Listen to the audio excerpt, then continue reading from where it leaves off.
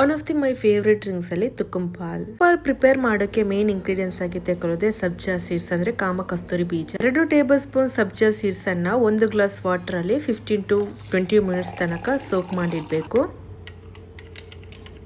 ಸಬ್ಜಾ seeds ಅನ್ನ ನಾವು regular ಆಗಿ ತೆಕೊಳ್ಳೋದ್ರಿಂದ ನಮ್ಮ ಬಾಡಿನ ಕೂಲಿಂಗ್ ಎಫೆಕ್ಟ್ ಅಲ್ಲಿ ಇಡೋಕೆ ತುಂಬಾನೇ ಹೆಲ್ಪ್ಫುಲ್. ನೆಕ್ಸ್ಟ್ ಒಂದು ಬನಾನಾವನ್ನ ಚೆನ್ನಾಗಿ ಸಣ್ಣ ಸಣ್ಣದಾಗಿ ಕಟ್ ಮಾಡಬೇಕು. ಇಲ್ಲಿ 3 ಗ್ಲಾಸ್ನಷ್ಟು ಉಗುರು ಬೆಚ್ಚಗಿನ ಹಾಲನ್ನು ತಗೊಂಡಿದ್ದೀನಿ. 2 ಟೇಬಲ್ ಸ್ಪೂನ್ ಅಷ್ಟು ಬ್ರೌನ್ ಶುಗರ್ ಅನ್ನ ಆಡ್ ಮಾಡಿ ಕೊಡ್ತಾ ಇದ್ದೀನಿ. ಸೋಕ್ ಮಾಡಿಟ್ಟಂತಹ ಸಬ್ಜಾ ಸೀಡ್ಸ್ ಅನ್ನು ಕೂಡ ಇದಕ್ಕೆ ಆಡ್ ಮಾಡಿ ಕೊಡೋಣ.